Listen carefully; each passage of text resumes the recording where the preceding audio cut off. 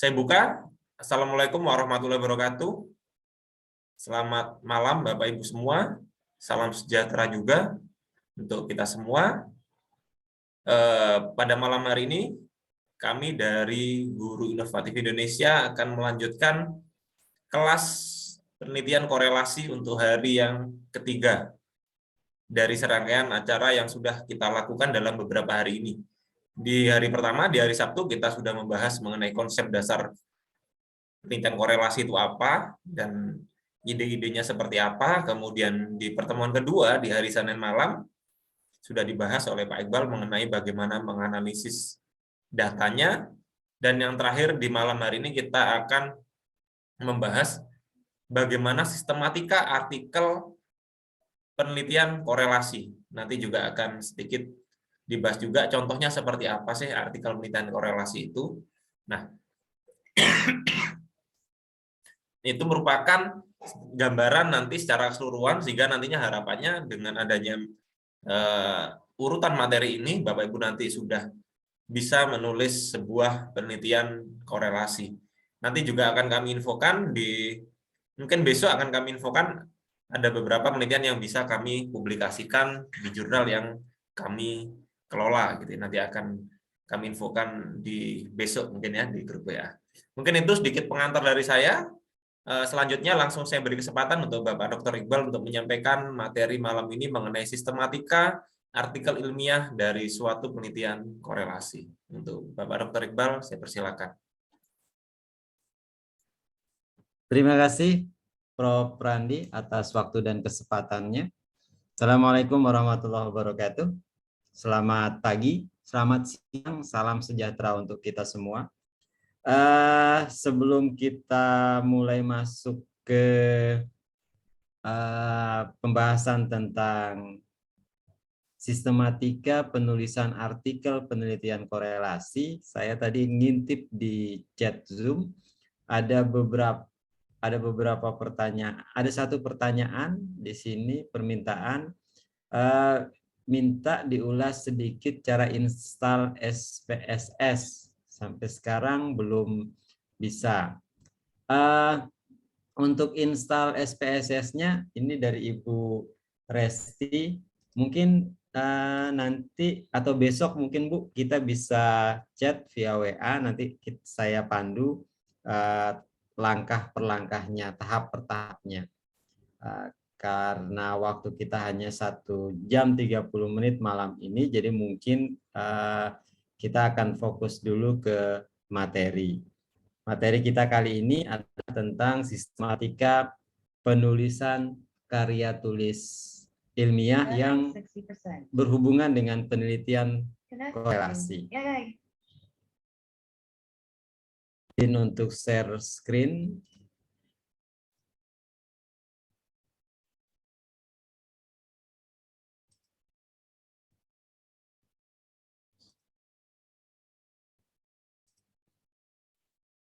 Baik Bapak Ibu, materi kita malam kali ini, dan ini adalah malam yang terakhir, adalah tentang sistematika penulisan penulisan artikel penelitian korelasi.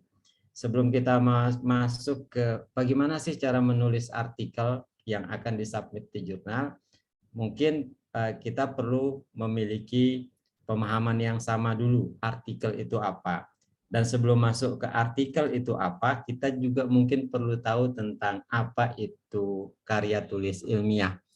Saya percaya Bapak Ibu sudah sangat familiar dengan istilah ini, karya tulis ilmiah. Kalau kita googling, kita akan ketemu cukup banyak definisi, cukup banyak pengertian dari karya tulis ilmiah. Tapi secara umum, karya tulis ilmiah itu bisa diartikan sebagai tulisan yang memuat kajian suatu masalah tertentu dengan menggunakan kaidah keilmuan. Karena dia ilmiah, maka tulisan itu harus menggunakan kaidah keilmuan. Apa saja kaidah keilmuan yang digunakan? Yang pertama, kaidah keilmuan itu berhubungan dengan metode ilmiah. Jadi kalau dalam filsafat ilmu pengetahuan, Kita pernah belajar tentang cara-cara untuk mencari ilmu pengetahuan, untuk menjadi tahu, cukup banyak cara, dan dari sekian banyak cara untuk mencari ilmu pengetahuan, yang paling relevan, yang paling bisa dipertanggungjawabkan, dan paling bisa untuk direplikasi di masa yang akan datang, itu disebut dengan metode ilmiah. Jadi karya tulis ilmiah harus memenuhi syarat yang pertama, dia menggunakan metode ilmiah. Selain menggunakan metode ilmiah, dia juga harus memenuhi beberapa prinsip ilmiah. Apa saja prinsip ilmiah yang harus dipenuhi oleh sebuah karya tulis ilmiah? Ada beberapa, di antaranya adalah objektif, apa adanya, logis, bisa diterima oleh akal, empiris, sesuai dengan fakta di lapangan atau berdasarkan data, kemudian sistematis, ada urutan tertentu yang harus dipenuhi. Kalau misalkan di penelitian, selalu akan diawali dengan yang namanya pendahuluan. Jadi tidak mungkin atau tidak sistematis namanya kalau kita melakukan atau menulis sebuah karya tulis ilmiah, itu kita mulai dengan metode penelitiannya terlebih dahulu. Jadi tidak sistematis. Ada sistematika tertentu yang harus dipenuhi ketika seseorang ingin menulis karya tulis ilmiah. Urut-urutannya itu biasanya kurang lebih seperti ini. Pertama adalah pendahuluan. Di pendahuluan itu ada latar belakang sama rumusan masalah. Kemudian di bab 2-nya itu adalah kajian pustaka.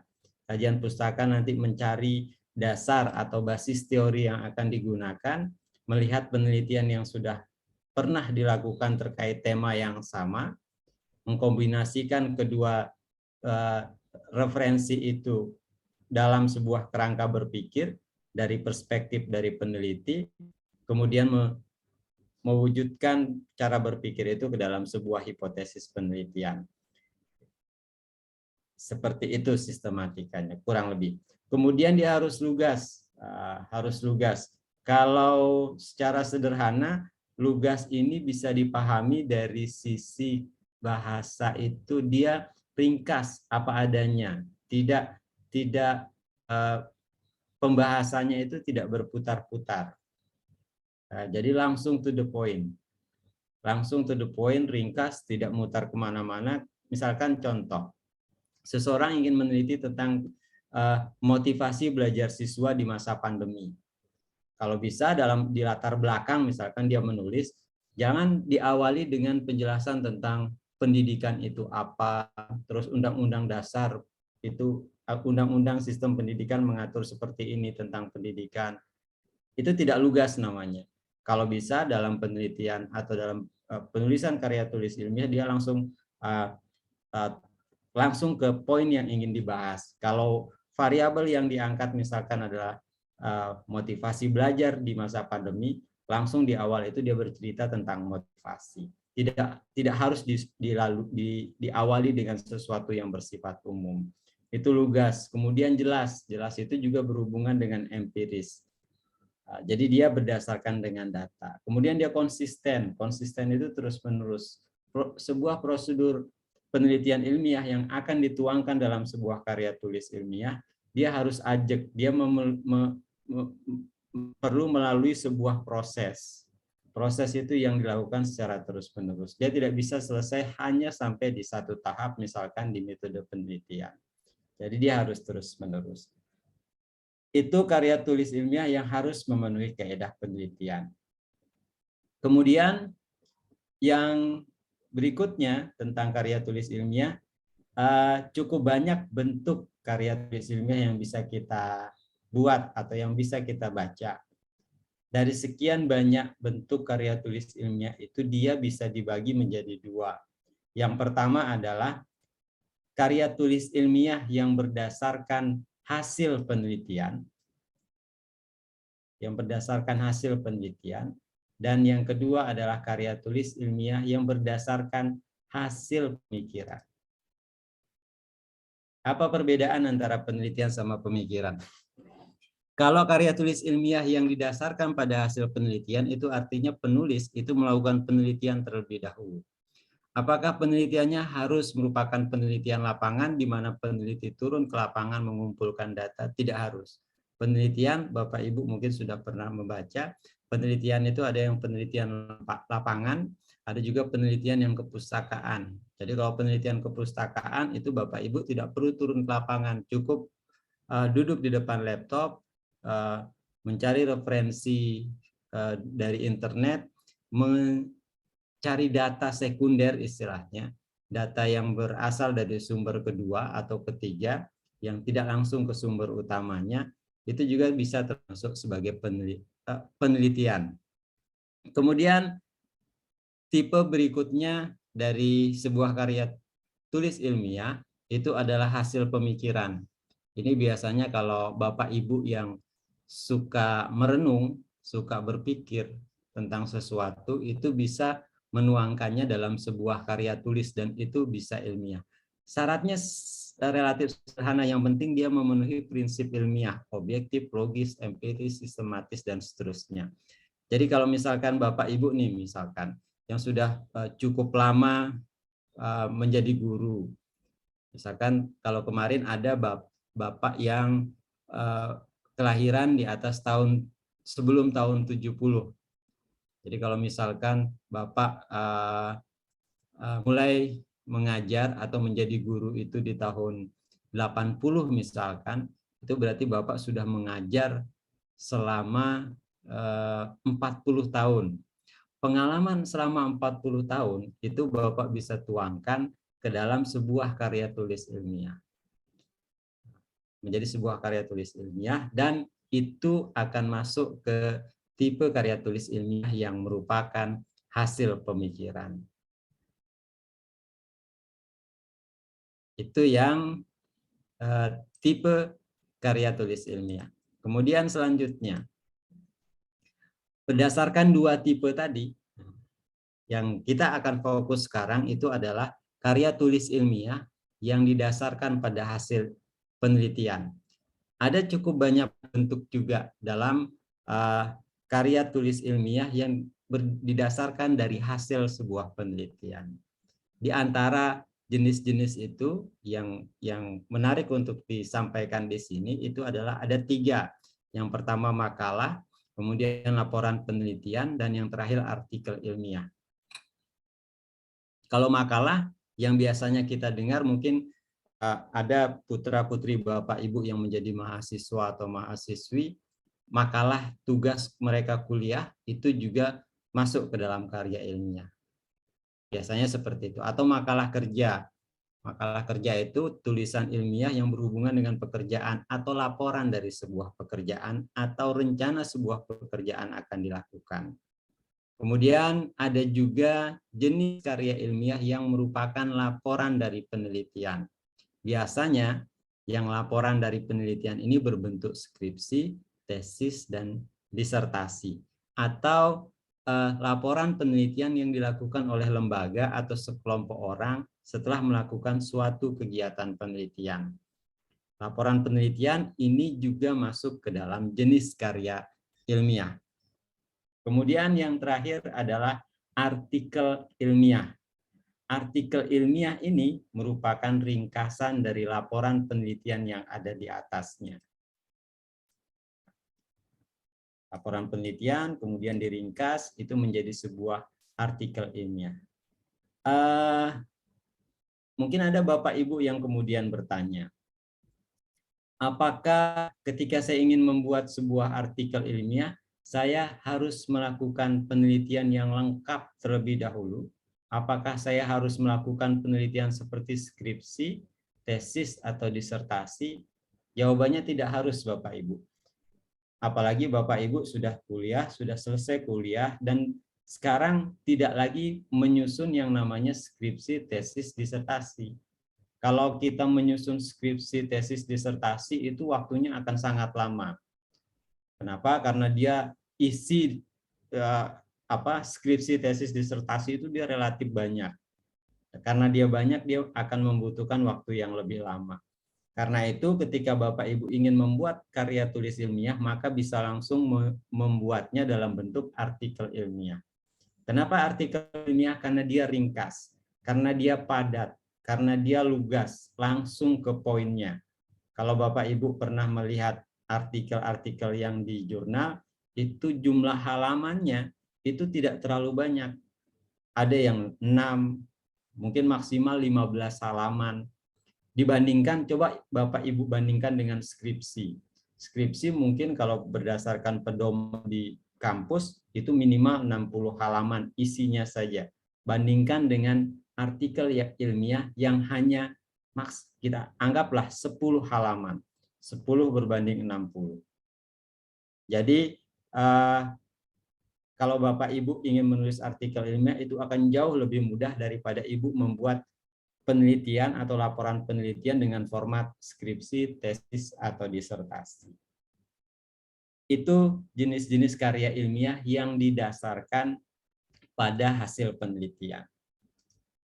Kemudian, bagaimana caranya kita memulai proses penulisan artikel ilmiah? Ada tahap-tahapannya. Di antara tahap-tahapan itu yang tidak boleh terlewatkan, itu adalah yang pertama, itu persiapan. Apa yang dimaksud dengan persiapan? Persiapan itu adalah menentukan isu atau tema atau masalah yang mungkin menarik bagi kita. Jadi itu persiapannya. Menentukan tema, isu, atau masalah yang menarik buat kita. Kalau dalam konteks penelitian korelasi, maka yang dimaksud dengan persiapan ini, kita tentukan variabelnya apa. Karena korelasi merupakan hubungan antara dua variabel, maka kita tentukan dua variabelnya. Dua hal, dua aspek yang menarik untuk diteliti. Nanti di slide berikutnya akan ada dua contoh judul penelitian korelasi yang ada seorang ibu yang menyampaikan ke saya apakah ini bisa atau tidak. Nanti kita akan bahas. Jadi tahap yang pertama dalam proses penulisan artikel itu adalah persiapan. Persiapannya adalah dengan menentukan variabel penelitian. Yang perlu diperhatikan dalam penentuan variabel penelitian ini adalah bahwa diusahakan variabelnya itu adalah variabel yang menarik. Variabel yang menarik, yang terbaru, yang mungkin belum pernah diteliti sebelumnya. Kalau sekarang mungkin variabel yang dikaitkan dengan pandemi itu mungkin bisa diangkat dalam penelitian korelasi. Atau misalkan penelitian atau variabel yang berhubungan dengan perubahan kurikulum. Itu juga bisa diangkat dalam penelitian. Atau variabel yang berhubungan dengan kalau dulu ada ujian nasional, sekarang berubah jadi asesmen nasional. Ini menarik untuk diteliti dalam sebuah penelitian korelasional.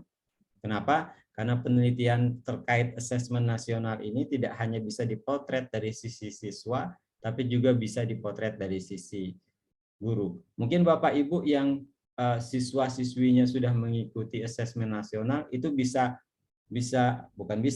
pasti sudah memperoleh gambaran bagaimana perbedaan antara proses evaluasi di ujian nasional dengan proses evaluasi di asesmen nasional. Lebih bagus mana? Lebih rendah mana? Lebih tinggi mana hasil evaluasi yang diperoleh? Apakah di ujian nasional atau di asesmen nasional? Dan kalau misalkan ternyata di asesmen nasional yang dicari yang lebih rendah, maka kemudian bisa dicari variabel apa yang kira-kira menyebabkan hasil asesmen nasional itu bisa rendah.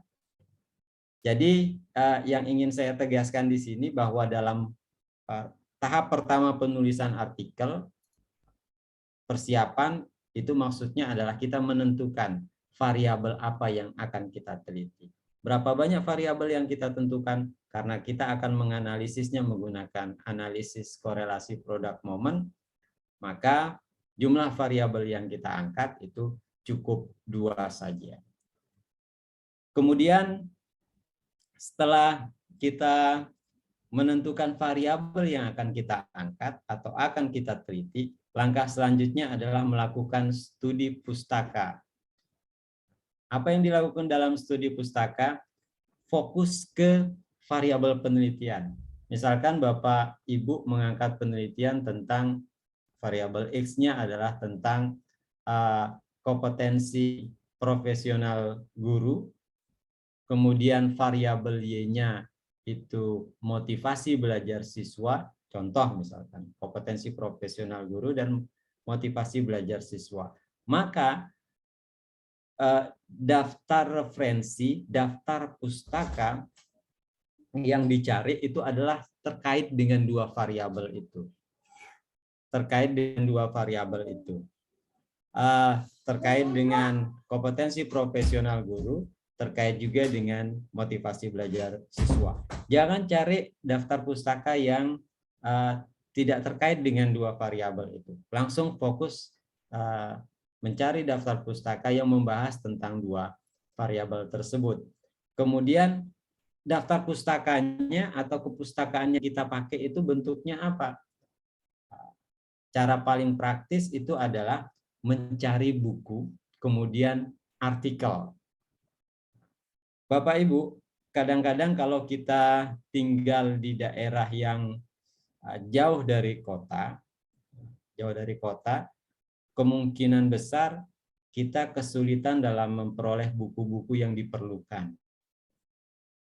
Buku-buku seperti kami di Mataram mungkin masuk ibu kota provinsi, tapi akses kami kepada buku-buku fisik yang bisa kami pegang, bisa kami baca dengan peroleh dengan mudah itu relatif terbatas. Kalau kami datang ke perpustakaan, koleksi bukunya juga terbatas. Apalagi daerah yang mungkin jauh dari ibu kota provinsi. Bagaimana caranya mengatasi ketika kita sulit dalam memperoleh daftar pustaka ini atau referensi ini? Caranya adalah dengan kita perlu berterima kasih dengan perkembangan teknologi. Sekarang kalau kita mau cari apa saja, itu sudah tersedia di handphone kita, sudah bisa kita buka melalui laptop kita. Tinggal tanya Mbah Google, apa yang kita inginkan, langsung disiapkan menunya, sekian banyak menu. Dan kita tinggal perlu bermain sabar untuk mencari referensi yang sesuai dengan kita. Jadi kalau Bapak Ibu sekarang misalkan, mohon maaf, tinggalnya agak jauh dari perkotaan, maka itu bukan kendala untuk memperoleh daftar referensi, daftar pustaka. Bapak Ibu bisa memanfaatkan internet, tanya ke Mbah Google, masukkan kata kuncinya. Misalkan kalau tadi penelitiannya terkait dengan variabel kompetensi profesional guru sama motivasi belajar siswa. Masukkan kata kunci kompetensi profesional sama motivasi belajar siswa. Masukkan ke Google, cari, kita sudah akan diberikan cukup banyak pilihan sumber bacaan. Dan kalau tadi disebutkan ada dua daftar pustaka atau referensi yang bisa kita gunakan. Yang pertama itu adalah buku, kemudian yang kedua adalah artikel. Kalau saya boleh referensi yang lebih banyak itu adalah dalam bentuk artikel. Kenapa? Karena artikel itu dia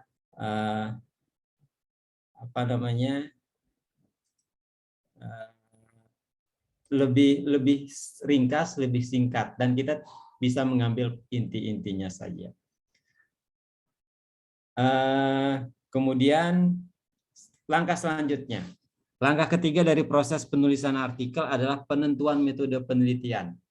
Penentuan metode penelitian, kalau dalam konteks penelitian korelasional, itu artinya bahwa jenis penelitian kita nanti adalah penelitian korelasi dengan pendekatan kuantitatif. Penelitian korelasi dengan pendekatan kuantitatif. Itu yang pertama disebutkan di metode penelitian. Yang selanjutnya perlu disebutkan juga adalah terkait populasi sampel. Sampelnya diambil berapa, populasinya berasal dari mana. Kemudian waktu dan tempat, itu juga perlu dijelaskan di metode penelitian. Dua hal terakhir yang harus disebutkan dalam metode penelitian itu adalah instrumen atau teknik pengumpulan data. Kalau untuk penelitian korelasional, teknik pengumpulan data yang bisa digunakan itu bisa angket, bisa tes, atau dokumentasi. Boleh dengan wawancara. Yang penting datanya yang diperoleh nanti adalah data yang berbentuk angka. Kemudian yang terakhir yang harus ditulis atau dimuat dalam metode penelitian itu adalah terkait metode analisis data. Kalau di metode analisis data berarti ada dua yang akan kita tuliskan. Yang pertama adalah metode statistik deskriptif, kemudian yang kedua adalah analisis korelasi. Itu langkah yang ketiga. Masih dalam bentuk proposal. Jadi tahap 1 sampai tahap 3 itu adalah tahap penyusunan proposal. Tapi kalau formatnya dalam bentuk artikel, dia mungkin jumlah halamannya tidak lebih dari 5 atau 6 halaman. Karena kita menuliskannya dengan ringkas. Setelah selesai di metode penelitian, masuk ke tahap berikutnya, yaitu pengumpulan dan analisis data. Bapak Ibu, kalau Bapak Ibu ingin melakukan penelitian yang mudah, murah dan cepat selesainya, maka penelitian yang paling tepat itu adalah penelitian kuantitatif. Dan salah satu penelitian kuantitatif yang paling sederhana itu adalah penelitian korelasional. Jadi proses pengumpulan data dan analisis data dalam penelitian korelasional itu kalau sudah selesai instrumennya, pengumpulan datanya mungkin bisa sehari atau 2 hari. Analisis datanya cukup 1 hari. Jadi dalam 3 hari kita sudah selesai mengumpulkan data, kita sudah selesai menganalisis data. Kalau sudah selesai analisis data, masuk ke tahap berikutnya, yaitu pengorganisasian. Tadi ada persiapan, menyusun latar belakang, dan seterusnya. Kemudian studi pustaka, penentuan metode penelitian, pengumpulan, itu ditulis ulang biar lebih rapi. Kalau mungkin sebelumnya dalam bentuk tulisan-tulisan yang belum rapi, ini kemudian di pengorganisasian dia lebih dirapikan. Setelah rapi, sebelum kita submit ke jurnal, maka tulisan itu perlu direview. Siapa yang mereview? Sebelum dia submit, kalau bisa kita dulu yang review. Atau kalau bukan kita bisa meminta teman yang lain untuk mereviewnya. Yang juga perlu jadi catatan buat kita semua, Bapak Ibu, bahwa dalam penulisan artikel ilmiah itu dalam penulisan artikel ilmiah itu kalau bisa Bapak Ibu tidak sendiri. Jadi ada teman. Nah, jadi dalam pengorganisasian dan review tulisan ini, Bapak Ibu bisa meminta teman yang lain untuk mengecek ulang apakah isi tulisan sudah tepat atau tidak. Apakah hasil penelitian sudah tepat atau tidak. Itu langkah yang ke-5. Dan yang terakhir, setelah artikel selesai di review, artikel tinggal di submit ke jurnal. Itu proses penulisan artikel ilmiah. Kemudian, seperti yang disebutkan tadi,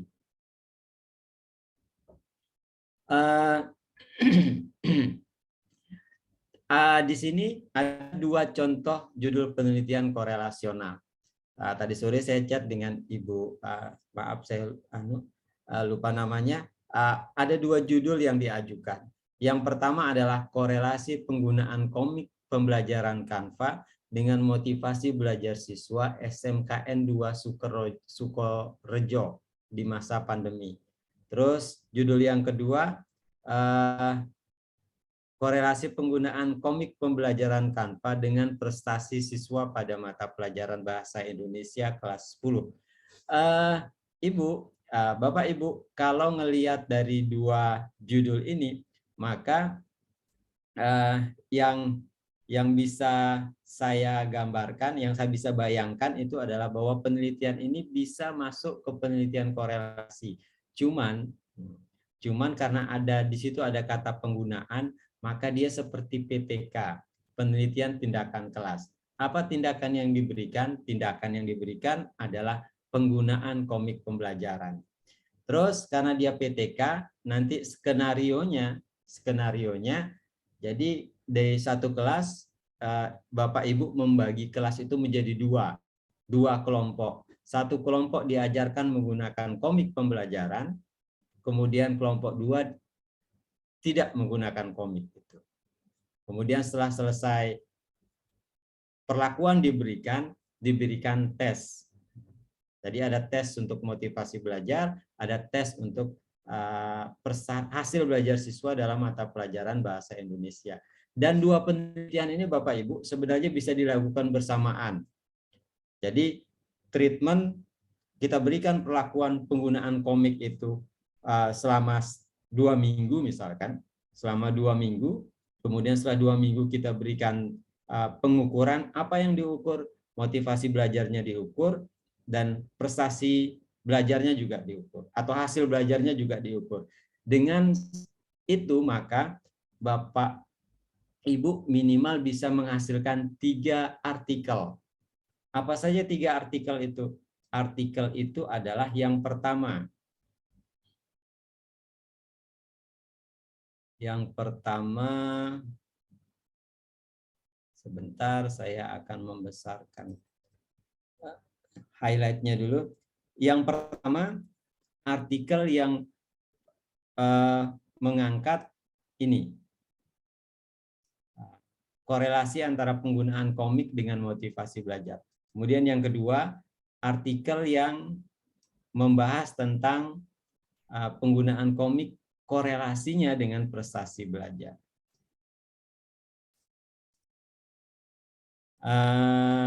Terus yang ketiga apa? Karena kita sudah mengumpulkan data motivasi belajar, ini bisa kita korelasikan juga dengan prestasi belajarnya. Jadi ada 3 judul artikel yang bisa ditulis berdasarkan 2 judul ini. Ada 3 artikel. Kemudian kalau ingin dianalisis menggunakan analisis korelasi apa yang pas? Ini agak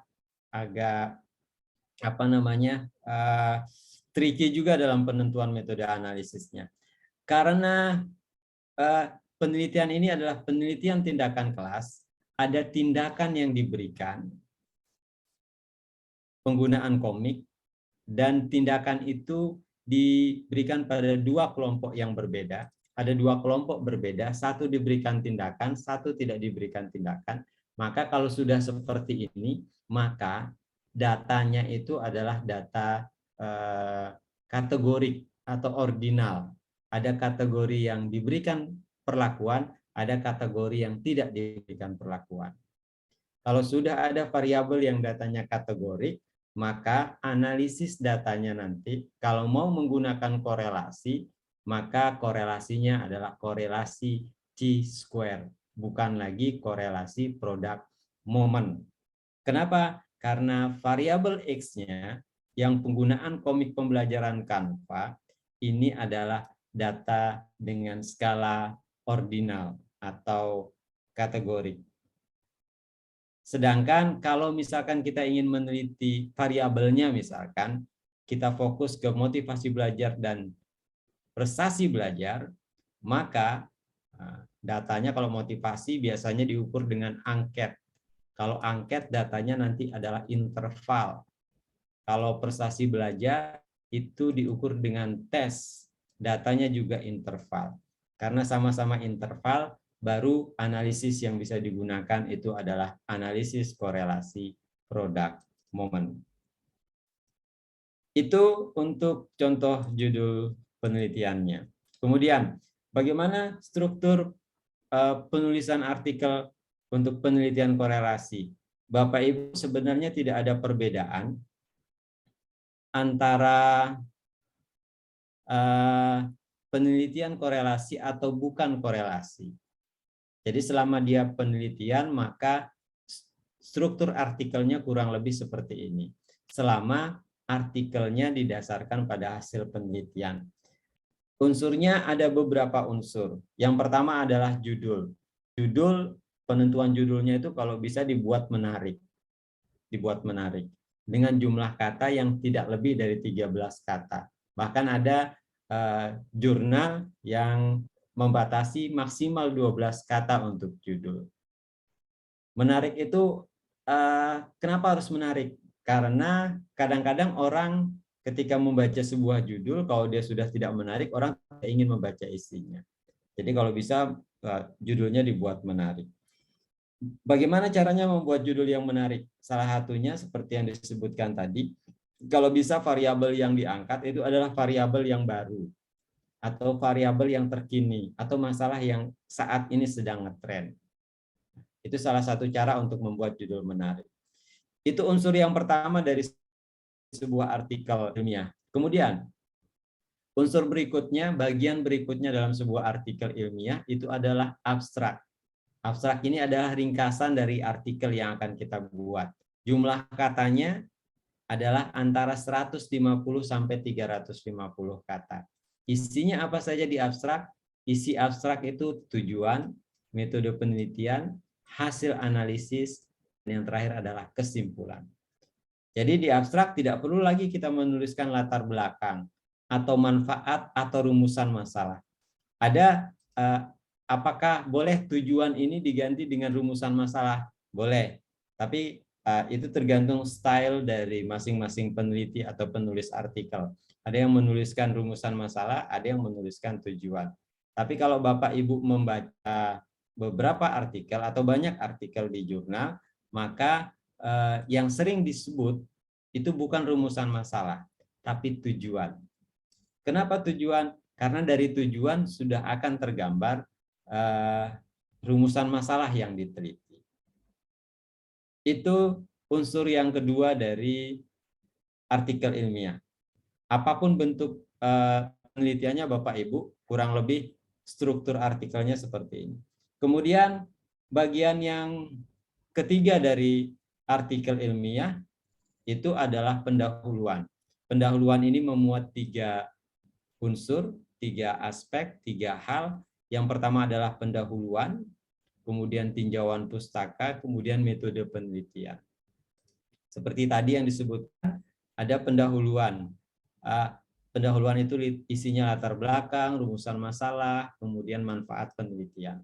Sedangkan tinjauan pustaka itu terkait referensi.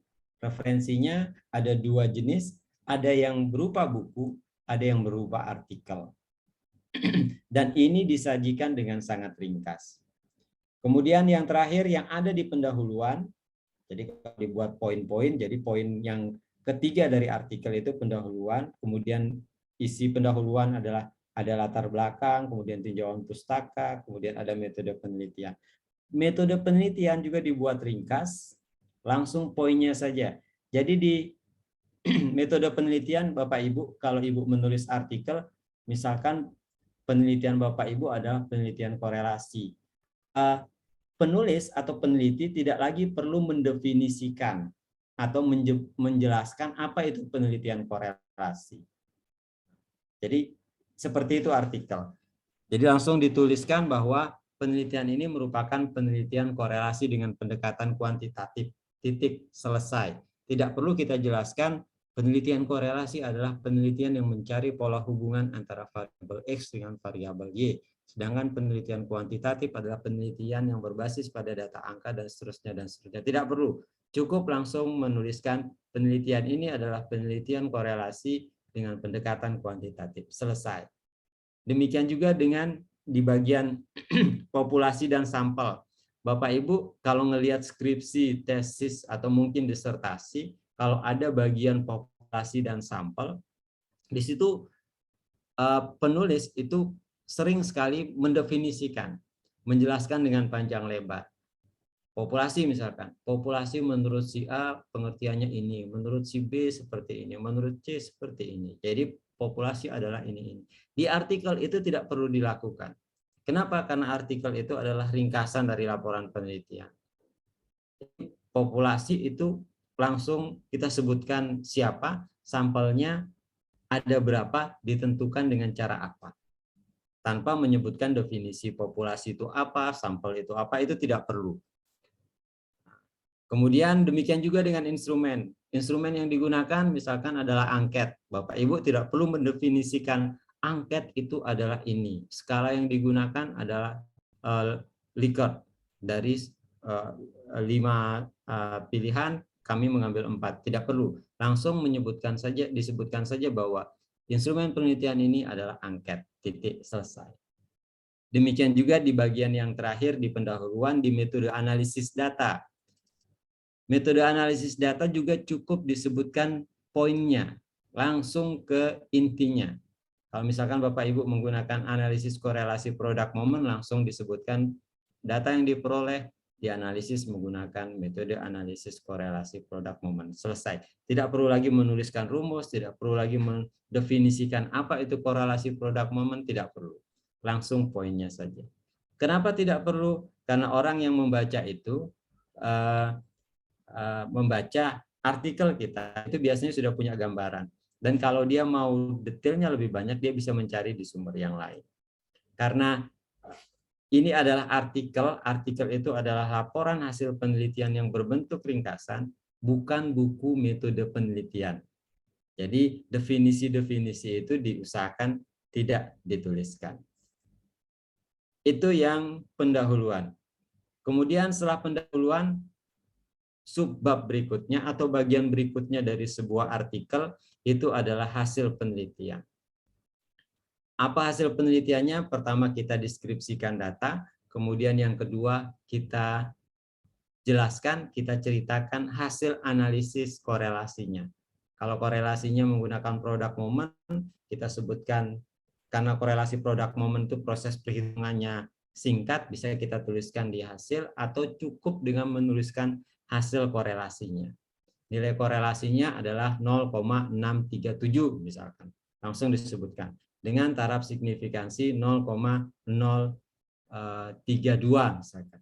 Karena taraf signifikansi lebih kecil dari 0,05, maka kesimpulannya adalah korelasi antara X dan Y merupakan korelasi yang signifikan, yang positif dan signifikan. Cukup seperti itu. Itu untuk hasil penelitian. Kemudian yang berikutnya dari struktur artikel yang mau kita tulis itu adalah pembahasan. Nah, di pembahasan ini yang biasanya kita perlu pintar bermain kata-kata. Apa isi dari pembahasan?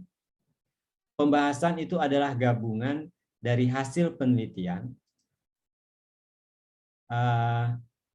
jawaban terhadap rumusan masalah berdasarkan data hasil penelitian, dasar konseptual ini berarti referensi atau buku atau artikel yang kita gunakan, kemudian penelitian yang relevan. Jadi Bapak Ibu, salah satu bagian yang tidak boleh hilang di sebuah artikel atau sebuah penelitian itu adalah penelitian yang relevan. Karena itu akan sangat membantu kita dalam menyusun atau dalam melakukan penelitian. Itu hal atau unsur yang harus ada di pembahasan. Dan yang tidak kalah penting Bapak Ibu, yang juga perlu dimuat dalam pembahasan itu adalah pendapat dari peneliti. Pendapat dari peneliti. Dan pendapat ini yang mungkin nanti akan ditunggu-tunggu oleh pembaca. Apa sih pendapat dari peneliti terkait hasil penelitian ini? Terkait teori, seperti itu. 60%. Kemudian kita sudah sampai di beberapa bagian terakhir dari ilmiah. Yang berikutnya adalah simpulan dan saran. Kesimpulan yang diambil itu harus berdasarkan rumusan masalah.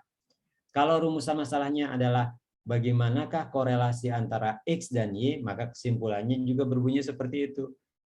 Korelasi antara X dan Y merupakan korelasi yang positif dan signifikan dengan nilai korelasi sebesar sekian. Kemudian yang terakhir itu adalah saran. Saran bisa bersifat teoritis, bisa juga bisa bersifat praktis. Dan yang terakhir dari daftar pustaka itu adalah dari artikel ilmiah adalah daftar pustaka. Daftar pustaka ini adalah isinya itu adalah buku-buku artikel yang kita sebutkan di badan artikel. Nah, jadi kalau tidak disebutkan di artikel atau di badan artikel, tidak boleh dimasukkan ke dalam pustaka. Jadi kalau kita ngelihat ke belakang, di pendahuluan ada 4 misalkan referensi, di pembahasan ada 3 misalkan, semuanya itu harus masuk di daftar pustaka. Kalau tidak ada di badan atau di bagian artikel, maka tidak boleh dimasukkan ke daftar pustaka. Itu yang daftar pustaka. Dan Bapak Ibu, yang bagian terakhir yang juga kadang-kadang diminta oleh jurnal itu adalah suplemen. Suplemen ini biasanya berisi instrumen. Ini terpisah dari artikelnya, kemudian data hasil penelitian, sama proses analisis datanya. Kalau Bapak Ibu ngelihat artikel yang ada di jurnal, itu kan ringkas, kita tidak bisa lihat datanya. Tapi penulis artikel yang mensubmit artikel itu sudah melampirkannya ke jurnalnya. Jadi ketika reviewer ingin mengevaluasi apakah ini berdasarkan data, benar tidak hasil analisisnya, ada data yang dia lihat. Ada data yang bisa reviewer analisis. Ini yang suplemen. Kadang-kadang ada jurnal yang meminta suplemen ini. Ada juga yang tidak meminta. Kalau misalkan sudah ada artikelnya, sudah sesuai dengan template penulisan artikel di jurnal itu, hasilnya udah bagus, kalimatnya udah bagus, udah langsung diterima tanpa perlu menampilkan atau melampirkan suplemen.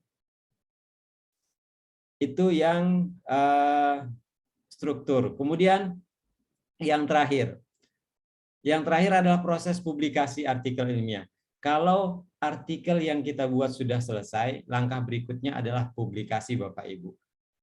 Untuk publikasi ini yang perlu kita lakukan adalah memilih jurnal.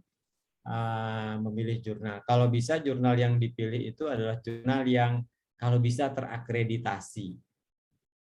Kenapa? Kalau dia terakreditasi berarti jurnalnya itu diakui. Detailnya seperti apa, rinciannya seperti apa mengenai jurnal yang terakreditasi, mungkin kita bisa diskusi nanti di WA Group. Kemudian kalau sudah kita memilih jurnal yang akan kita tuju, langkah berikutnya adalah mensubmit artikel yang sudah kita buat. Setelah submit, biasanya diterima oleh jurnal, dan setiap jurnal itu ada reviewernya. Jadi artikel yang kita kirim itu akan direview oleh para reviewer yang sudah ditunjuk oleh pengelola jurnal. Nanti reviewer akan mengecek apakah isi teknis penulisan dari artikel itu sudah memenuhi syarat atau tidak. Kalau belum, dikembalikan lagi dengan catatan perbaikan yang harus diperbaiki oleh penulis artikel, kemudian dikirim lagi ke reviewer. Kalau sudah selesai, artikel sudah siap untuk dipublikasikan, sudah siap untuk dimuat di dalam jurnal. Dan Bapak Ibu, yang tidak kalah penting itu adalah kalau bisa Bapak Ibu juga tidak sekedar mensubmit artikel ke jurnal atau artikelnya terbuat dalam jurnal, tapi juga kalau bisa Bapak Ibu ikut mendiseminasikan hasil penelitian itu dalam sebuah seminar. Jadi artikel itu dipresentasikan. Karena poinnya akan berbeda. Kalau di angka kredit guru atau dosen, ini kelihatannya memiliki poin yang sangat besar. Cukup besar dibandingkan dengan hanya sekedar submit jurnal atau publikasi jurnal, publikasi artikel. Kalau sampai bisa kita presentasi di sebuah seminar, itu poinnya akan lebih bagus lagi. Jadi sudah kita dapat artikel yang dimuat dalam sebuah jurnal, poin itu kita dapat, kita juga dapat poin sebagai speaker, sebagai pembicara dari hasil penelitian yang kita lakukan.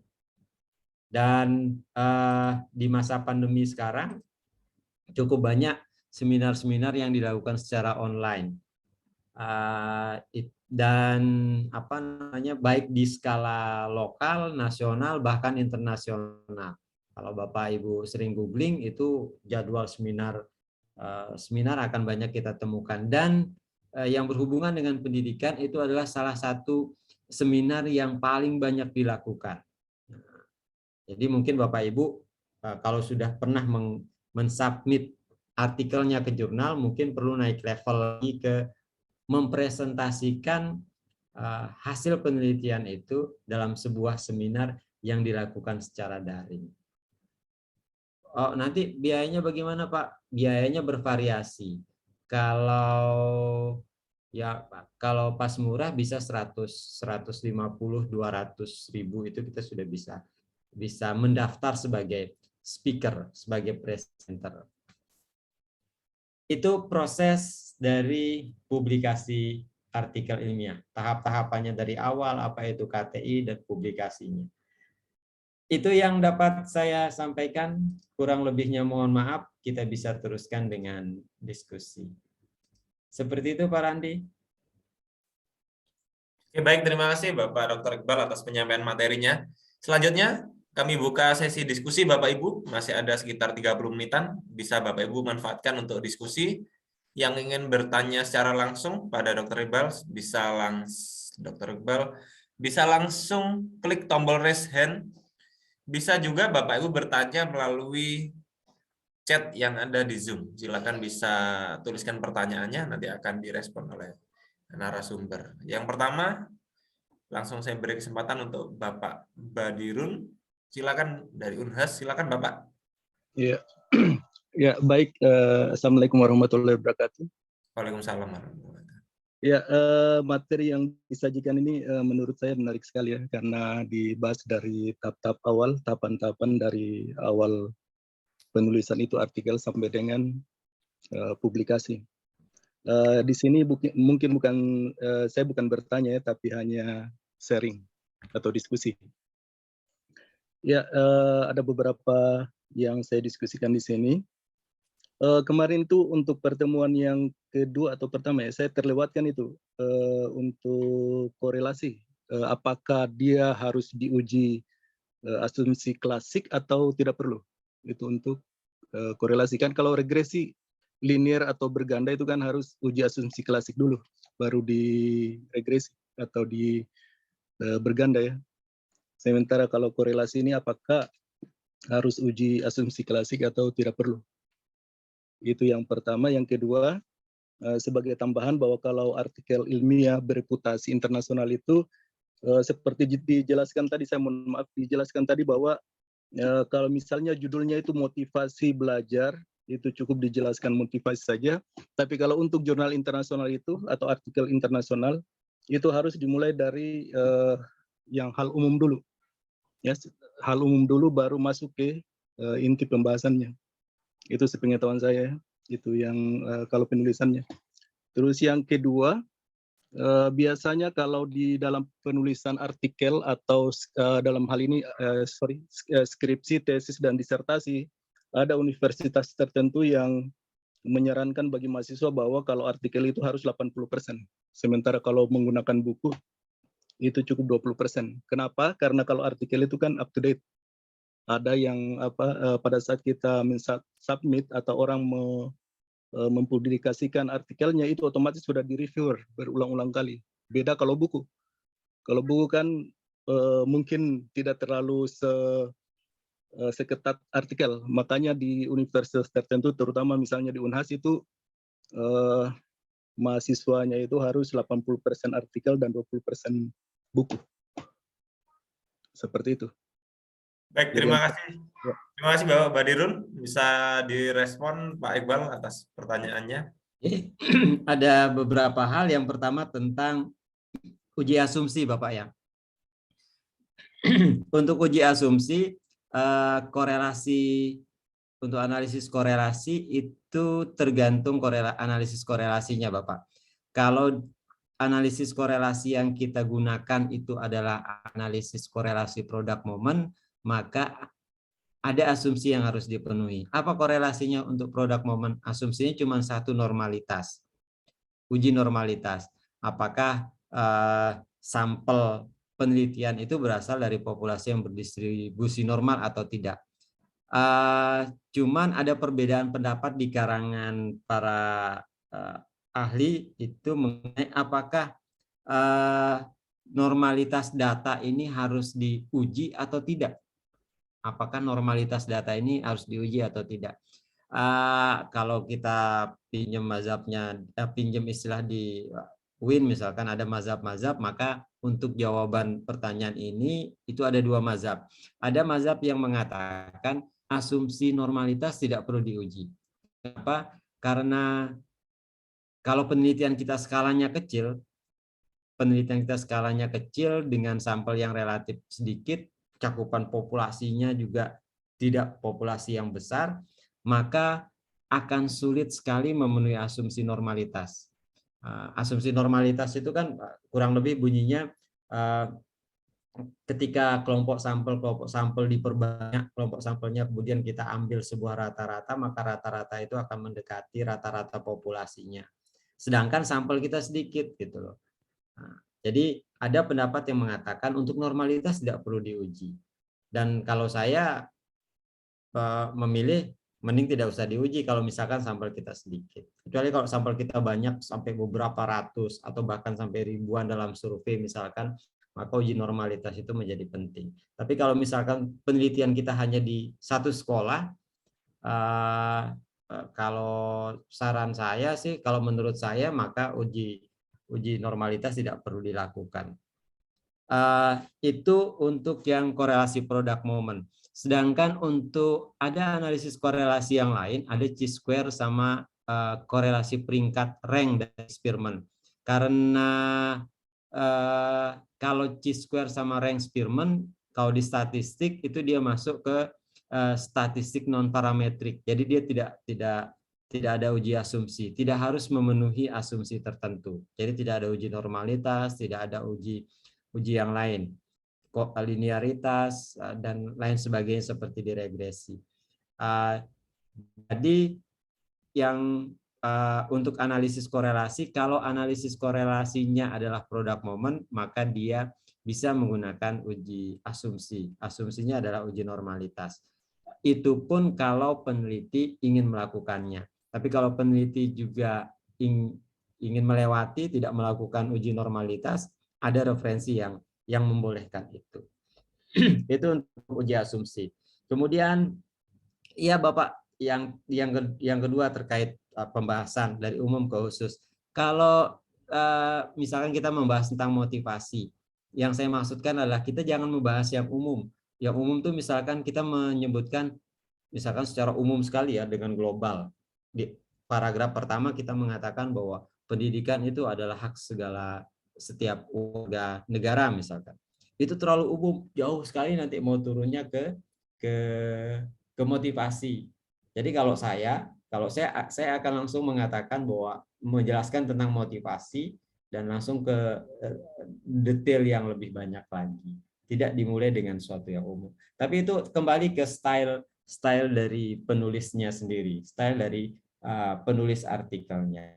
Itu untuk yang umum dan khusus. Kemudian untuk proporsi antara sumber artikel dan buku. Betul Bapak, kalau ada kampus-kampus yang sudah sangat menyarankan bahwa referensinya itu kalau bisa lebih banyak artikel.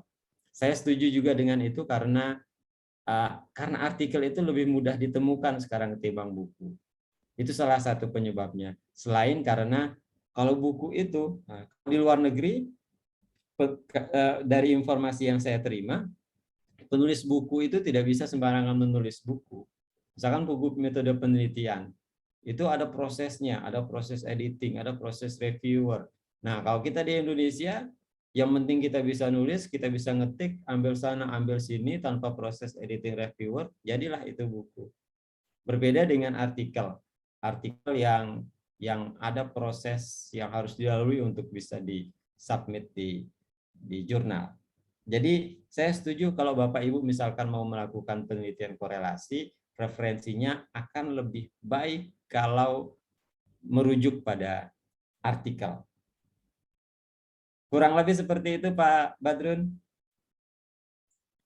Baik, terima kasih Bapak atas penjelasannya. Mantap sekali Pak Iqbal. Memang benar sekali bahwasannya ketika Bapak Ibu menulis artikel, dalam pendahuluan penarikan kalimat-kalimatnya jangan terlalu umum. Yang dimaksud umum Pak Iqbal bukan berarti umum yang itu ya, tapi umum yang terlalu jauh konteksnya. Bisa misalkan biasanya membahas pandemi Pak Iqbal ya, membahas membahas pembelajaran masa pandemi, tetapi banyak juga yang mengirim artikel membahas tentang COVID-19, kadang agak jauh gitu ya. Nah, itu kadang seringkali seperti itu, saya sering mereview artikel-artikel banyak yang terlalu jauh gitu. Jadi itu maksudnya. Jadi andai kata ingin menarik secara umum, bisa juga ditarik data yang lebih luas, sesungguhnya bisa seperti data. Kalau ingin meneliti hasil belajar bisa ditarik ke data PISA atau yang lainnya, itu lebih umum tapi masih masuk dalam sebuah konteks artikel yang akan kita buat gitu. Oke, kita lanjut, masih banyak yang raise hand. Yang berikutnya Ibu Aisyah, silakan Bu Aisyah, silakan bisa bertanya. Baik, Assalamualaikum warahmatullahi wabarakatuh. Waalaikumsalam warahmatullahi wabarakatuh. Yang saya hormati Pak Dr. Iqbal, Pak Randi. Alhamdulillah, saya sangat tertarik sekali. Saya mau bertanya Pak Dokter, kalau misalnya artikel saya atau jurnal saya itu sudah dipublikasi dan sudah dibukukan, kemudian seminarnya menyusul melalui daring begitu. Nah, untuk jumlah pesertanya, apakah ada standar minimal jumlah peserta seminarnya? Kemudian kalau misalnya di tingkat lokal di KKG, apakah seminarnya itu diakui seperti itu? Kemudian dalam bentuk laporannya, apakah itu hanya sebagai, kan sudah dibukukan tuh Pak Dokter, dilampirkan di atasnya atau bagaimana? Itu saja Pak Dokter, terima kasih. Wassalamualaikum warahmatullahi wabarakatuh. Waalaikumsalam warahmatullahi wabarakatuh. Baik, mungkin saya respon dulu bahwasannya sesungguhnya agak out of topic ini ya. Ya, out of topic karena nanti mungkin kalau Pak Iqbal bisa menjawab boleh, kalau memang karena memang ini kaitannya dengan penilaian masing-masing itu ya, untuk apa? Angka kredit biasanya tergantung, kalau guru seperti ini, kalau mungkin Ibu Aisyah pengawas seperti ini gitu ya. Ada mungkin dosen juga hitungannya berbeda dan beberapa aturannya berbeda. Mungkin saran saya bisa dibaca di buku pedoman Bapak Ibu kalau yang seperti itu, dan bisa ditanyakan pada penilai. Kalau mungkin Bapak Dr. Iqbal mungkin tahu, mungkin bisa juga dijawab Bapak. Kalau mungkin kurang tahu juga tidak masalah karena bukan bukan bidang Bapak gitu. Ya, yang tentang angka kredit mungkin saya tidak bisa menjawab Pak. Iya. Karena apa? Ya, karena tidak paham.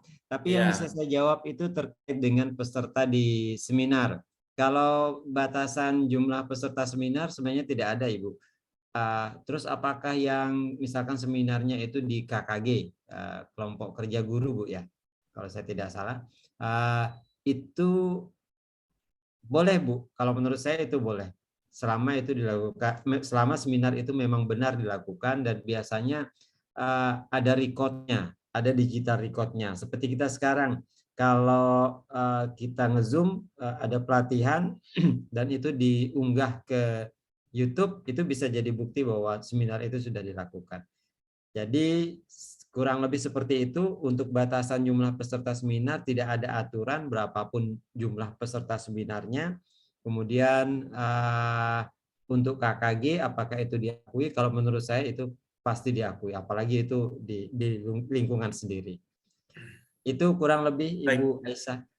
Baik, terima kasih. Mungkin sedikit tambahan, kalau yang pernah saya baca bahwasanya untuk kalau Bapak Ibu guru ya, karena setiap profesi mungkin aturannya beda-beda, tergantung pedomannya, bisa Bapak Ibu cek masing-masing. Kalau guru biasanya minimal pesertanya 15 gitu ya, minimal, kalau maksimal tidak ada gitu ya. Minimal 15, kemudian dari 3 sekolah yang berbeda minimal, ada aturannya seperti itu. Bisa Bapak Ibu cek. Itu tapi untuk ya, sejak masalah daring atau luring, mungkin kembali ke kabupaten masing-masing, karena khawatirnya ada beberapa penilai di kabupaten tertentu yang harus luring gitu ya. Mungkin nanti itu bisa out of topic lah, bisa Bapak Ibu tanyakan kepada penilai di daerah masing-masing gitu. Karena di dalam buku nggak ada aturannya. Oke, kita lanjut dulu. Berikutnya Bapak Isdianto, silakan Bapak. Oke, Assalamualaikum warahmatullahi wabarakatuh. Waalaikumsalam warahmatullahi wabarakatuh. Ini pertanyaannya saya sampaikan, yang di chat juga saya sampaikan, dibacakan dulu ya. Ada beberapa pertanyaan. Yang pertama, jika kita ingin mengambil referensi dari internet tadi, kebanyakan kan artikel jurnal ini kan banyak adanya di internet. Cuma dulu pada waktu saya kuliah itu juga disampaikan mirip dengan medsos, itu kan ada yang bisa dipercaya, ada yang tidak. Bahkan ada apa istilahnya jurnal-jurnal yang sudah di blacklist itu pada waktu saya S2 dulu juga ditunjukkan ini yang nggak boleh dijadikan rujukan. Nah, ini itu padahal tahun sekitar 2012-an 13-an itu sudah ternyata sudah ada yang ditunjukkan ini.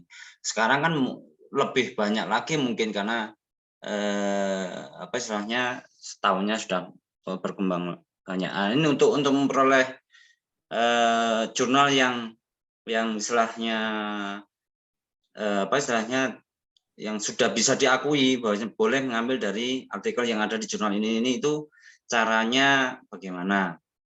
Itu yang pertama. Yang kedua, terus saya pernah S3 tapi belum selesai. Pada waktu itu adik saya juga pernah, saya dengar juga karya ilmiah baik tingkat tesis ataupun disertasi itu akhir-akhir ini sering dengar bahwa kita diminta untuk mencari jurnal yang terindeks Scopus. Itu artinya apa? Apakah memang itu menjadi syarat?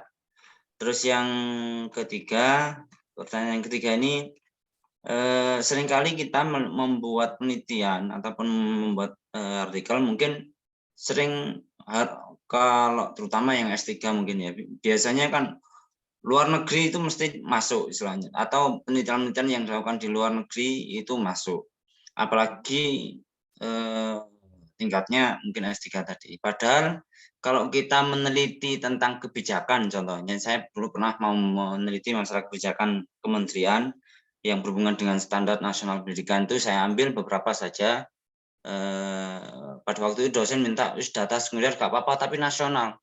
Waduh kok berat ya. Nah, kalau itu diminta juga data dari luar negeri, saya pikir apakah ada relevansinya gitu. Apa dari sisi itunya. Nah, kalau bisa mungkin ada penjelasan dari sisi itu dari Pak Iqbal kalau ada. Nah, demikian mungkin yang bisa saya sampaikan sebentar. Baik, terima kasih pertanyaannya Bapak Isdianto. Mungkin bisa direspon langsung Bapak Iqbal. Ya, terima kasih. Tadi ada yang 3, tapi nanti saya tanya lagi Pak Is.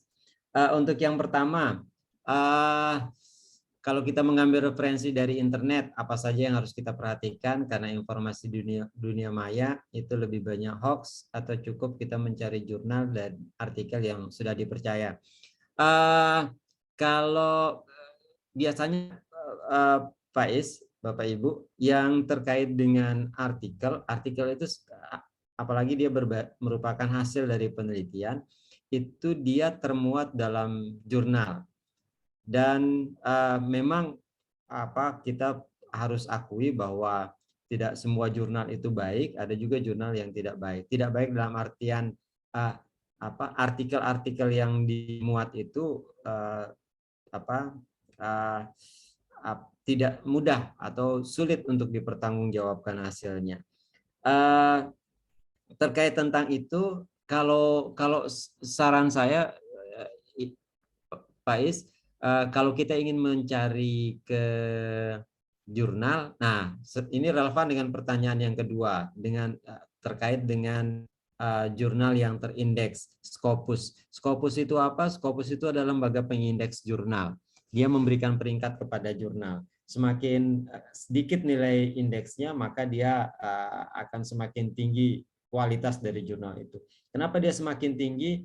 Banyak indikator yang jadi ukurannya di situ. Salah satunya adalah kualitas dari artikel yang dimuat. Kualitas dari artikel yang dimuat, terus kutipan yang didasarkan pada artikel yang ada di jurnal itu. Cukup banyak kriteria sehingga sebuah jurnal bisa terindeks Scopus. Kenapa kemudian penelitian disertasi atau tesis mungkin sekarang itu disarankan untuk menggunakan artikel dari jurnal yang terindeks lah ya, apapun lembaga pengindeksnya, itu tujuannya biar kita punya referensi yang valid, kita punya referensi yang kuat dalam menulis artikel kita sendiri. Dan sebenarnya yang kita ambil dari artikel-artikel itu Bapak Ibu bukan data, tidak harus ya, tidak harus data yang ada di artikel tersebut. Bahkan mungkin di artikel tidak memuat data, tidak ada data yang ditampilkan. Mereka hanya menceritakan atau menampilkan hasil. Tidak ada data mentah. Yang bisa kita ambil dari artikel itu biasanya yang relevan ya kalau menurut saya itu adalah kajian pustakanya, landasan teorinya. Itu mungkin yang lebih penting. Data itu belakangan. Yang penting juga yang perlu kita ambil, yang bisa kita ambil dari artikel, ya terutama yang terindeks, itu adalah hasil penelitiannya. Kenapa hasil penelitiannya? Karena itu nanti akan kita bandingkan dengan hasil penelitian yang sudah atau akan kita lakukan. Jadi kenapa harus yang terindeks Scopus? Ya alasannya lebih karena jurnal-jurnal yang terindeks Scopus atau yang terindeks lah atau yang terakreditasi itu adalah jurnal-jurnal yang kualitasnya diakui. Kualitasnya yang seperti apa? Kualitas artikel-artikel yang termuat di jurnal itu sudah melalui proses review, proses penyusunan yang tidak mudah dan bisa dijadikan sebagai sumber atau rujukan. Itu untuk yang pertama dan kedua. Jadi ya kalau memang kampus sudah menyarankan artikel yang menjadi rujukan itu adalah dari jurnal yang terindeks, ya mau tidak mau kita harus mencari itu, Pak. Dan mungkin tidak terlalu sulit untuk mencari yang itu. Dan di Dikti mungkin sudah menyiapkan memuat list jurnal yang terindeks itu gitu, indeks jurnalnya apa saja, terus termasuk jurnal yang di blacklist misalkan, atau jurnal yang tidak diakui juga sudah ada di situ. Itu untuk yang tesis disertasi. Lalu bagaimana dengan penelitian kita yang guru? Apakah juga harus menggunakan artikel dari jurnal yang terindeks? Kalau menurut hemat saya untuk awal tidak perlu mungkin Bapak Ibu ya. Kita ambil yang mudah-mudah saja. Kita browsing di internet, kita cari jurnal, ketemu artikel yang sesuai, kita pakai. Cuman kalau bisa jurnal yang kita ambil itu resmi gitu loh. Resminya itu bahwa dia punya ISSN, kemudian setiap artikel yang termuat itu ada DOI-nya, seperti itu. Sehingga ketika orang lain di kemudian hari ingin mengecek benar tidak referensi yang digunakan ini, dia bisa melacaknya secara digital, bisa melacaknya di internet. Jadi tidak harus yang terindeks, susah nyarinya nanti. Pokoknya googling, cari artikel apa yang relevan, dia ada di jurnal, ambil. Itu kalau untuk penelitian sederhana seperti korelasi. Tapi kalau penelitian yang levelnya lebih tinggi, misalkan dengan analisis jalur, penelitian kualitatif, atau dengan SEM misalkan variabelnya relatif banyak, itu mungkin dibutuhkan artikel-artikel yang juga lebih kompleks isinya. Seperti itu kurang lebih, Pak. Baik, terima kasih Pak Iqbal. Yang jelas saya simpulkan bahwasannya Bapak Ibu ketika ingin publikasi artikel ke salah satu jurnal, misalkan ingin publikasi ke jurnal yang terindeks Sinta, misalkan Sinta berapa, Sinta levelnya ada peringkatnya 1 sampai 6, 1 paling tinggi, maka ketika pengen yang paling tinggi, maka juga yang dirujuk juga harus disarankan dengan peringkat yang hampir sama gitu. Misalkan publikasi di jurnal Sinta 2, maka yang diambil rujukannya juga minimal di Sinta 2 gitu ya. Jadi tidak sampai Sinta 6 atau lebih. Tapi itu bukan suatu acuan pasti ya. Jadi tetap Bapak Ibu sebenarnya boleh merujuk di jurnal mana saja gitu ya. Asalkan memang jurnalnya kredibel gitu. Biasanya ada ciri-cirinya, ada ciri-ciri jurnal kredibel gitu. Ada ininya, ada itunya, biasanya seperti itu. Oke, kita lanjut. Silakan Bapak Dr. Iqbal bisa menjawab pertanyaan yang sudah masuk di kolom chat. Oke, di sini setelah Pak Is ada pertanyaan dari Mas Ahmad Bayu Aryawan, mahasiswa S2 Peternakan Universitas Halu Oleo Kendari. Pertanyaannya, apakah artikel ilmiah dapat mewakili laporan penelitian secara langsung, walaupun sudah langsung dilakukan setelah pelaksanaan penelitian. Apa namanya? Apakah itu bisa mewakili atau tidak? Jawabannya tergantung Pak Ahmad. Biasanya penelitian itu kita lakukan secara mandiri atau bisa juga dia merupakan proyek atau program dari sebuah lembaga. Kalau misalkan pertanyaannya Pak Ahmad ini dalam konteks tesis misalkan, maka laporan penelitian dia berbeda dengan artikel. Kenapa? Karena kalau Pak Ahmad laporan penelitian yang dimaksud itu adalah tesis, maka dia ada sistematika tersendiri. Sistematika penyusunan tesis yang dikeluarkan oleh kampus Halu Oleo. Itu yang laporan penelitian. Sedangkan artikel itu adalah ringkasan dari laporan penelitian. Biasanya kalau laporan penelitian dalam bentuk tesis itu tidak dipublikasi secara banyak, tidak diproduksi secara banyak, dan untuk bisa menjangkau masyarakat yang lebih luas, pembaca yang lebih banyak, dia dijadikan artikel yang termuat dalam jurnal. Dan biasanya tesis, disertasi, termasuk juga skripsi, itu bisa dipecah menjadi beberapa tulisan karya ilmiah. Bisa bab 2-nya itu bisa dijadikan artikel tersendiri, kemudian hasil penelitiannya juga bisa dijadikan artikel tersendiri. Bahkan kalau Pak Ahmad mau atau Bapak Ibu menginginkan, kalau misalkan tesisnya itu variabelnya banyak, itu bisa dipecah-pecah lagi menjadi beberapa artikel ilmiah, sehingga kuantitas dari artikel yang Bapak Ibu buat itu semakin banyak, dan itu berbeda dengan laporan hasil penelitian.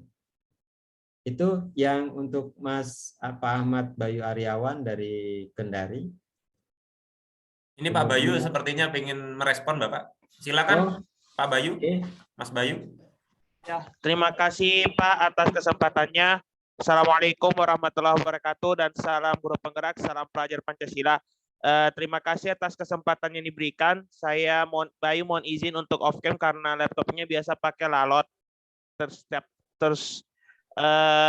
Begini Pak, yang dimaksud itu Bayu maksud tadi adalah permasalahan tentang kita melaksanakan penelitian. Namun kita melaksanakan penelitian itu kita submit artikel jurnal di situ Pak, bukan membentuk laporan penelitian. Itu udah mewakili lah intinya kepada laporan penelitian, karena penelitian tersebut itu merupakan penelitian terkini yang akan dimuat dalam bentuk artikel jurnal langsung ke jurnal tersebut Pak, ataupun ke seminarnya langsung. Seperti itu Pak. Ya, kalau dia penelitian biasa, bukan tesis Pak Bayu ya. Kalau itu bukan tesis, boleh langsung dalam bentuk artikel. Termasuk Bapak Ibu guru yang mau melakukan penelitian, jangan buat formatnya dalam bentuk skripsi. Kenapa? Karena terlalu banyak dan akan lama. Buatlah formatnya itu dalam format artikel yang akan dimuat dalam jurnal. Kenapa dimuat dalam bentuk artikel yang akan dimuat dalam jurnal? Karena artikel itu hanya 10, paling banyak 15 halaman. Menulis 10 sampai 15 halaman itu tentu jauh lebih mudah daripada kita menulis yang 60 lembar, 60 halaman, atau mungkin 100 halaman. Jadi kalau Bapak Ibu melakukan penelitian mandiri yang tujuannya untuk peningkatan kapasitas atau peningkatan angka kredit, laporan hasil penelitiannya ditulis langsung dalam bentuk artikel, bukan dalam bentuk formatnya seperti skripsi atau mengikuti buku-buku metode penelitian yang ada. Langsung saja dibuat formatnya sesuai dengan format artikel. Jadi seperti itu kurang lebih. Terus saya lanjut di kolom chat, masih ada satu Pak, masih cukup banyak sih kelihatannya, dari Ibu Yuni. Ibu Yuni Retnowati. Pertanyaannya, penelitian tindakan kelas apakah sama dengan penelitian eksperimen? Kalau menurut saya, Ibu, penelitian tindakan kelas itu mirip dengan eksperimen, atau biar lebih gampang sama dengan penelitian eksperimen. Penelitian eksperimen itu kan penelitian yang di dalamnya ada perlakuan. Ada perlakuan yang diberikan kepada subjek atau objek tertentu. Ada tindakan yang diberikan. PTK ada kata tindakan. Tindakan itu adalah perlakuan. Jadi penelitian tindakan kelas, apakah dia sama dengan eksperimen? Jawabannya adalah ya, dia sama dengan eksperimen. Kenapa sama? Karena di PTK ada perlakuan yang diberikan, di eksperimen juga ada perlakuan yang diberikan. Cuman kalau dilihat dari konteksnya biasanya kalau eksperimen itu dia lebih rumit, lebih luas konteksnya. Kalau di PTK yang sederhana, itu desain eksperimennya. Mohon izin saya cas dulu. Kalau di PTK, desain eksperimen yang digunakan itu relatif sederhana. Kalau di sederhana seperti apa? Di PTK yang sering digunakan, kalau yang sederhana itu adalah desain eksperimen yang pre-post test one shot. Jadi satu kelompok ada perlakuan, sebelum perlakuan diberikan treatment atau perlakuan, one shot ada satu kelompok, sebelum diberikan perlakuan diberikan tes, setelah tes diberikan perlakuan, setelah perlakuan diberikan post test. Kemudian dibandingkan antara yang hasil pre sama hasil post test. Itu yang paling sederhana dalam penelitian tindakan kelas. Desain yang lain yang bisa digunakan dalam penelitian tindakan kelas adalah misalkan dengan membandingkan antara kelompok eksperimen dengan kelompok kontrol. Jadi ada dua kelompok yang kita teliti. Satu diberikan perlakuan, satu tidak. Hasil dari perbandingan dari dua kelompok itu yang kemudian kita analisis. Jadi secara sederhana, apakah penelitian tindakan kelas sama dengan penelitian eksperimen?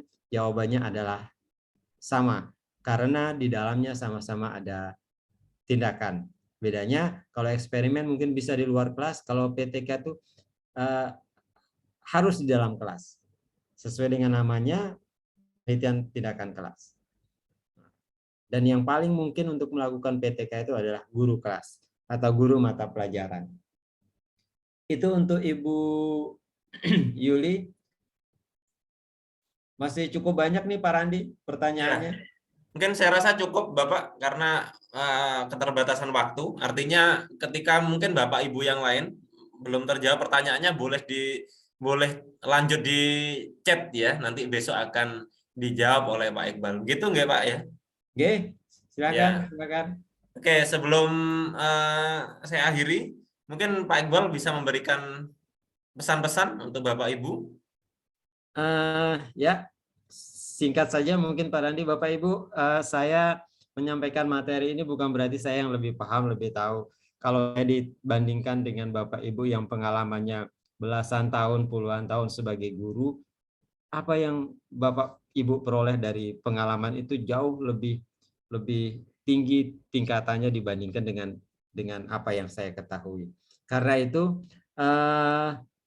pasti ada salah, ada keliru dalam penyampaian materi yang 3 hari ini saya sampaikan. Kalau itu salah, itu berasal dari saya karena kekurangan saya sebagai manusia, dan untuk itu dari lubuk hati yang paling dalam saya mohon maaf atas segala salah dan hilaf dan kata-kata yang mungkin tidak berkenan. Kemudian yang berikutnya, jadi pendidik itu pekerjaan yang tidak pernah berhenti. Pekerjaan apa yang tidak pernah berhenti? Kita akan selalu dituntut untuk belajar. Selalu belajar dan belajar. Apalagi kalau kita di Indonesia yang setiap ada pergantian kepemimpinan, segala sesuatunya akan banyak berubah. Contohnya sekarang, dari era sebelumnya yang lebih banyak ke offline, sekarang berubah menjadi online. Dan mungkin ke depannya yang online ini juga akan berubah, entah menjadi apa. Dan kita sebagai guru dituntut, dikondisikan untuk terus banyak belajar dan berubah. Seperti yang mungkin Bapak Ibu pernah baca bahwa belajar itu artinya adalah berubah. Itu saja Pak Randi, lebihnya mohon maaf dan mohon maaf atas segala salah dan hilaf. Baik, terima kasih Bapak Dr. Iqbal atas pesannya, mantap sekali, dan terima kasih juga Pak Iqbal atas penyampaian materinya selama beberapa hari ini, dan juga sudah banyak menjawab pertanyaan yang di WhatsApp grup juga. Apabila Bapak Ibu masih ada pertanyaan, silakan bisa lanjut, bisa besok di WhatsApp grup. Ada beberapa pengumuman yang akan saya sampaikan. Yang pertama adalah untuk administrasi, kami akan selesaikan besok, sehingga kemungkinan besok sore atau paling lambat besok malam semua administrasi akan kami share di grup WhatsApp, baik sertifikat atau kelengkapan yang lain, undangan, daftar hadir, laporan, dan yang lainnya bisa Bapak Ibu download di sebuah halaman terintegrasi di website kami. Nanti akan kami share ke grup WhatsApp informasinya paling lambat besok malam. Kemudian ada satu informasi lagi, bahwasanya di akhir pekan ini kita lanjut kelas berikutnya, masih ada kelas-kelas berikutnya. Kalau kelas pertama kita membahas tentang KTI, khususnya penelitian korelasi. Di kelas berikutnya kami akan melanjutkan pembahasan tentang desain dari sebuah buku digital atau e-book dengan bantuan Canva. Mungkin selama ini Bapak Ibu mendesain dengan menggunakan Microsoft Word atau aplikasi yang lain seperti Microsoft Publisher, kita membuatnya dengan Canva. Sangat mudah sekali, tanpa install, kita login dan kita desain melalui media online. Gitu. Silakan yang berminat bisa lanjut. Dan di akhir bulan kita lanjut membuat video pembelajaran dengan Camtasia. Seperti yang disampaikan Pak Iqbal, bahwasanya pembelajaran akan terus berubah, ya, akan terus berubah. Mungkin dulu luring, sekarang banyak daringnya. Meskipun nanti sudah kembali luring, tetapi daring tetap akan lanjut, sehingga Bapak Ibu, baik guru, dosen, widyaswara, dan yang lainnya, pengajar lainnya, pastinya juga akan terus mengembangkan kemampuannya dalam bidang pembuatan media, IT, dan lain sebagainya. Mungkin itu gambaran pelatihan-pelatihan berikutnya. Tetap semangat Bapak Ibu, sesuai dengan moto kami, tetap belajar, berkarya, dan berinovasi. Saya ucapkan banyak terima kasih. Kita jumpa lagi di pelatihan berikutnya. Assalamualaikum warahmatullahi wabarakatuh. Salam Guru Inovatif Indonesia.